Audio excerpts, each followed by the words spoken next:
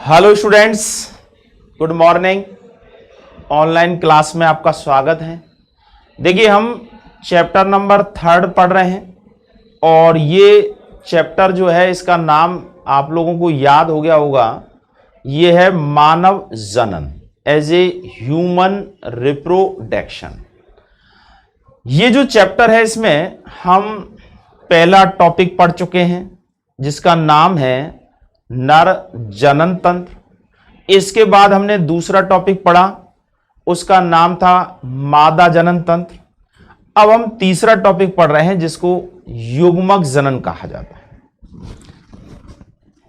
तो ये हमारा चैप्टर 3 और इसका टॉपिक है युग्मक जनन, जिसको हम गैमेटो जेनेसिस कहते हैं। अब देखिए, इसमें हमने आपको बताया युग्मकों के निर्माण की प्रक्रिया जो होती है इसे युग्मक जनन कहते हैं। मानव में 2 प्रकार के युग्मक होते हैं, एक होता है नर युग्मक और दूसरा होता है मादा युग्मक। नर युग्मक को शुक्राणु कहते हैं और मादा युग्मक को अंडाणु कहते हैं। शुक्राणु के बनने की जो क्रिया है उसे शुक्र जनन कहते हैं और इस टॉपिक को हम पढ़ चुके हैं, यानी इसमें हमने पहला टॉपिक पढ़ा है शुक्र जनन, जिसको हम स्पर्मेटो जेनेसिस कहते हैं। देखिए, शुक्र जनन की क्रिया किस प्रकार से होती है तो यह भी आपको बता चुके हैं हम। 2 चरणों में होती है। पहले तो शुक्राणु पूर्वी का निर्माण होता है, उसके बाद शुक्राणु पूर्वी से शुक्राणु का कायांतरण होता है। शुक्र जनन की क्रिया यानी शुक्राणु पूर्वी की निर्माण की जो क्रिया है, यह क्रिया 3 चरणों में होती है, जिसमें पहला चरण होता है गुणन प्रवस्था, दूसरा है वृद्धि प्रवस्था और तीसरा है परिपक्वन प्रवस्था। इसके पश्चात हमने एक परिपक्व मानव शुक्राणु की संरचना किस प्रकार की होती है, जिसमें मुख्य रूप से 4 भाग होते हैं। एक होता है शीर्ष वाला भाग जिसे हम सिर कहते हैं, दूसरा ग्रीवा वाला भाग, तीसरा मध्य भाग होता है और सबसे अंत में पूंछ वाला भाग होता है। 4 भागों से मिलकर के शुक्राणु का निर्माण होता है।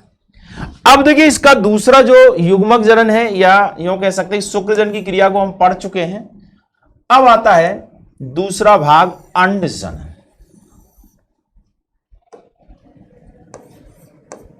अंड जनन,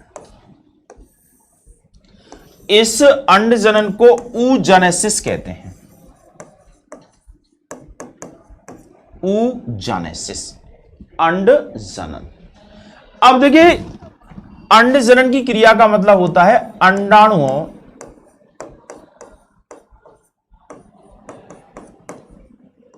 अंडाणुओं के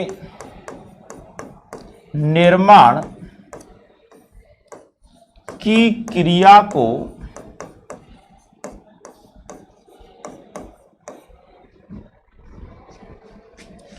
अंड जनन कहते हैं।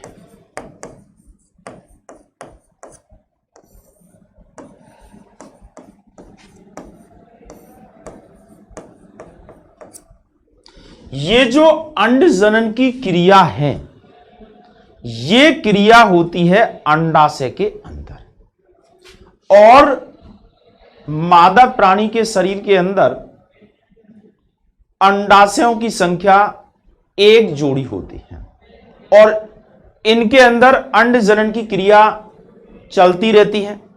लेकिन एक परिपक्व अंडाणु का जो निर्माण है, ये किशोर अवस्था यानी कह सकते हैं यौवन आरंभ अवस्था के बाद होता है। इससे पहले अंड जनन की क्रिया चलती तो है, लेकिन ये आगे नहीं बढ़ पाती हैं, अर्थात पूर्ण रूप से परिपक्व अंडाणु का निर्माण नहीं होता है। तो ये अंडजनन की क्रिया, यह क्रिया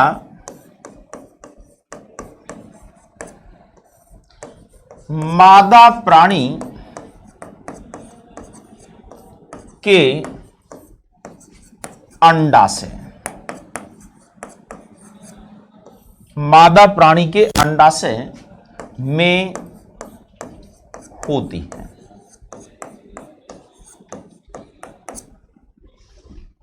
अब देखिए, अंडाशय के अंदर जो आंतरिक भित्ति होती है, ये आंतरिक भित्ति जनन उपकला ऊतक के द्वारा बनी हुई होती है, और ये जो जनन उपकला ऊतक है, इसकी कोशिकाएं लगातार विभाजन करके और पोटक का निर्माण करती हैं, पोटक कोशिकाएं, और उनमें से एक जो है पोटक कोशिका आकार में बड़ी होकर के अंडाणु का निर्माण करती है। तो यह क्रिया मादा प्राणी के अंडाशय में होती है। यह क्रिया, या कह सकते हैं इस क्रिया में भी, इस क्रिया में समसूत्री, पहले तो समसूत्री होते हैं, इस क्रिया में समसूत्री व अर्धसूत्री विभाजन होता है।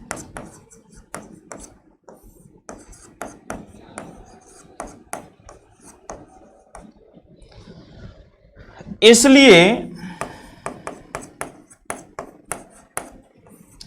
बनने वाले अंडाणु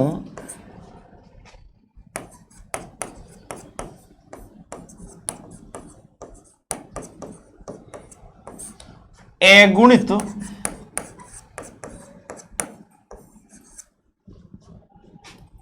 अवस्था में होते हैं।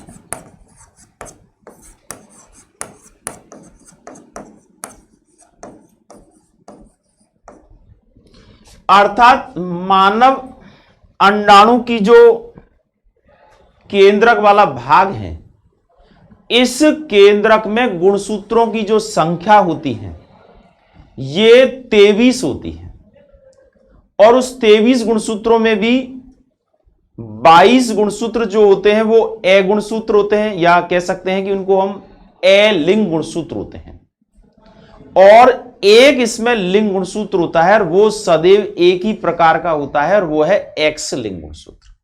तो ये हम आगे भी इस बारे में बात करेंगे। तो यहां अगर आपसे पूछा जाए कि अंडाणु में गुणसूत्रों की, मानव के अंडाणु में गुणसूत्रों की संख्या कितनी होती है, तो आपको बतानी है कितनी, 23 होती है। अलिंग गुणसूत्र कितने होते हैं, 22। लिंग गुणसूत्र कितने होते हैं, 1, और वो कौन सा होता है, एक्स होता है। अब देखिए, ये जो अंडजनन की क्रिया है, इसे आप देखिए नोट कर लीजिएगा कि अंडाणुओं के निर्माण की क्रिया को अंडजनन कहते हैं। यह क्रिया मादा प्राणी के अंडाशय में होती है। इस क्रिया में समसूत्री व अर्धसूत्री विभाजन होते हैं।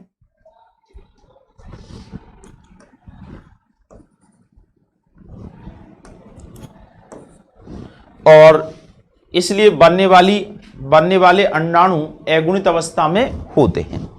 अब यह क्रिया भी 3 चरणों में जाकर के होती है।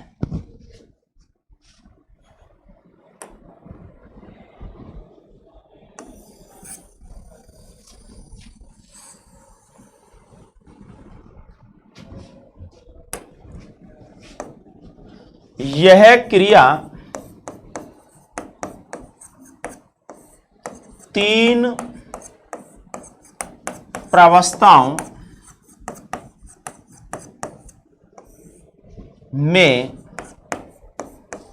पूर्ण होती है।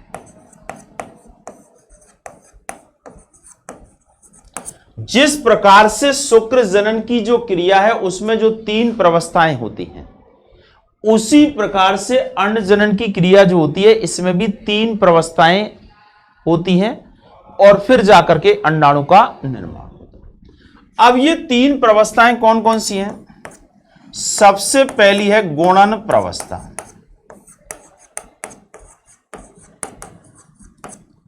दूसरी है वृद्धि प्रावस्था, और तीसरी है परिपक्वन प्रावस्था।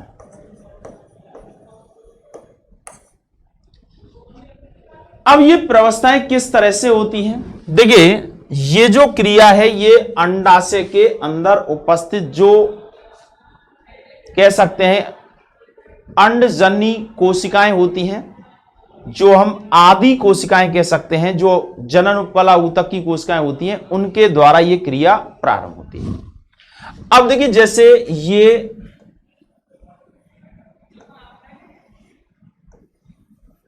टू एन द्विगुणित अवस्था में है, आदि कोशिका, आदि मतलब प्राइमरी, इसको हम कह सकते हैं जनन आदि कोशिका या आदि जनन कोशिका कह सकते हैं। ठीक है, अब इस कोशिका में गुणन प्रावस्था के दौरान लगातार समसूत्री विभाजन होता है और इस समसूत्री विभाजन से अनेक कोशिकाएं इस प्रकार की बनती रहती हैं।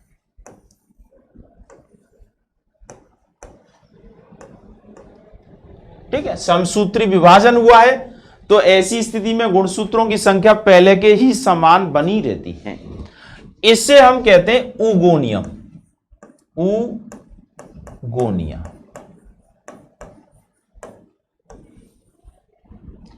जिस तरीके से शुक्राणु को बनाने वाली कोशिका को हम कह रहे थे कि स्पर्मेटोगोनिया, इसी तरह से यहां इसे उगोनिया, यानी इसे हम हिंदी में कहें अंडजन्य कोशिका, अंडजन्य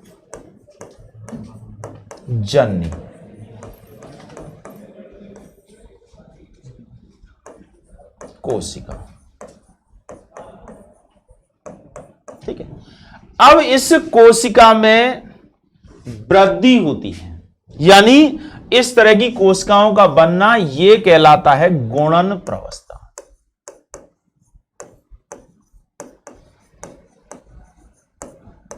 पहली अवस्था है। अब इसमें ये जो कोशिका है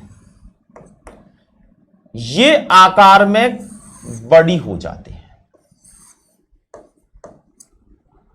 और आकार में बड़ी होती है तो इसमें कई प्रकार के परिवर्तन होते हैं।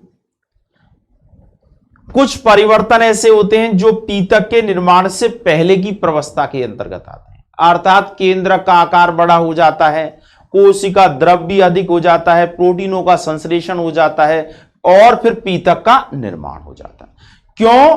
क्योंकि पीतक का निर्माण होना इसलिए आवश्यक है क्योंकि शुक्राणु जो थे वो बने थे तो उनके लिए तो वृद्धि आगे नहीं करनी थी उन्हें, तो यहां अंडाणु को तो आगे चल करके एक नए जीव के रूप में विकसित होना होता है। तो ऐसी स्थिति में यहां पर पोषक पदार्थों को होना जरूरी होता है और वो पीतक यानी यौग के रूप में होता है। तो ये जो बड़ी कोशिका बनी है इसे कहेंगे प्राइमरी oocyte, प्राइमरी oocyte जिसे कह सकते हैं।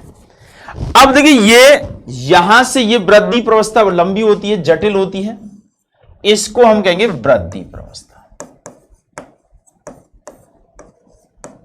अब देखिए हम जब तुलना कराएंगे शुक्र जनन की क्रिया के साथ तो हम बताएंगे कि देखिए शुक्र जनन की क्रिया में जो वृद्धि प्रावस्था है वो इतनी बड़ी नहीं होती है, जटिल नहीं होती है, लेकिन अंड जनन की क्रिया में ये प्रावस्था जो है वो बड़ी भी होती है और इसमें अनेक जटिल परिवर्तन भी होते हैं।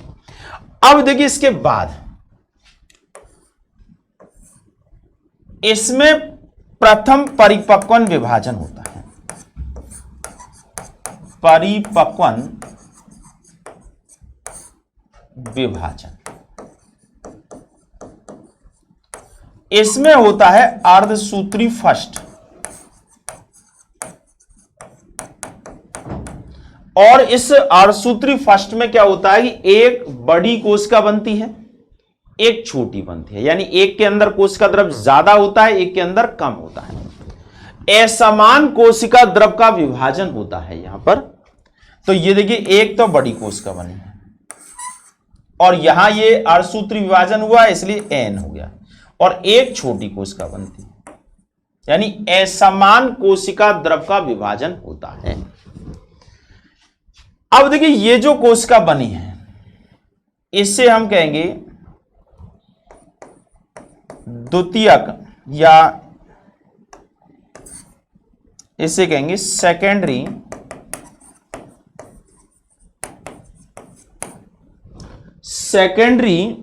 या द्वितीयक oocyte।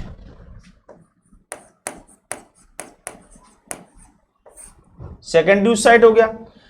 अब इसमें फिर विभाजन हो रहा है और इसको कहेंगे प्राथमिक ध्रुवीय काय,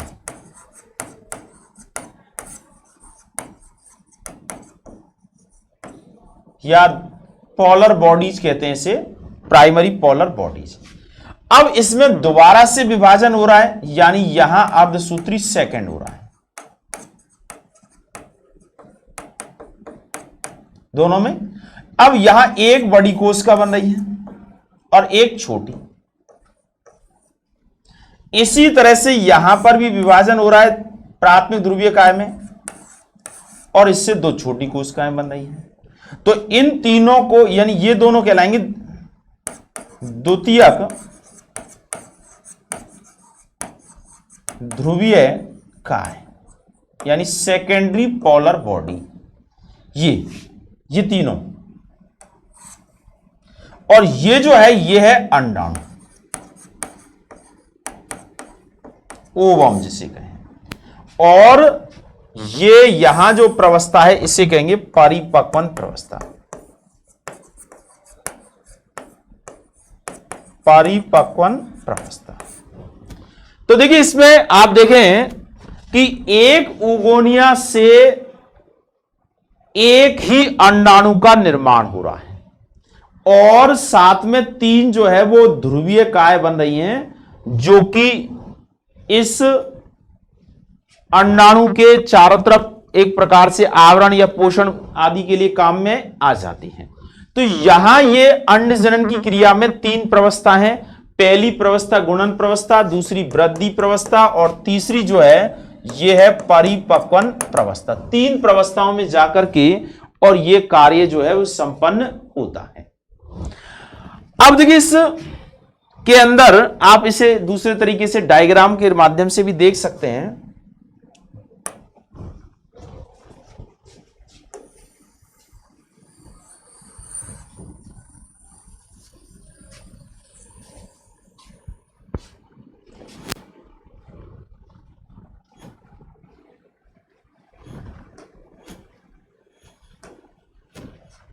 देखिए,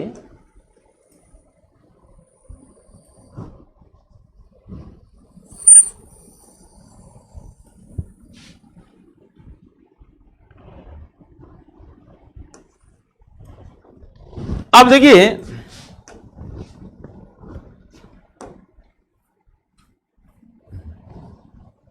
ये देखिए, ये प्राइमरी oocyte है,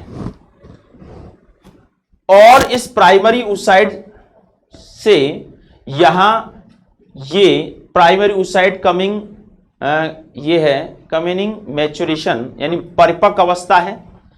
और इसके बाद यहां इससे देखिए आप सेकेंडरी oocyte बन रहा है, द्वितीयक oocyte, और ये है प्राइमरी पोलर बॉडी, प्राथमिक ध्रुवीय काय। इसमें देखिए यहां एक अंडाणु बन रहा है और तीन जो है वो पोलर बॉडीज बन रही है। तो इस तरह से देखिए, ये शुरुआती, या यूं कह सकते हैं उगोनिया से बन रहा है प्राइमरी oocytes, इससे सेकेंडरी oocyte, और फिर एक मैच्योर्ड ओवम बन रहा है, और तीन जो है वो पोलर बॉडीज बन रही हैं।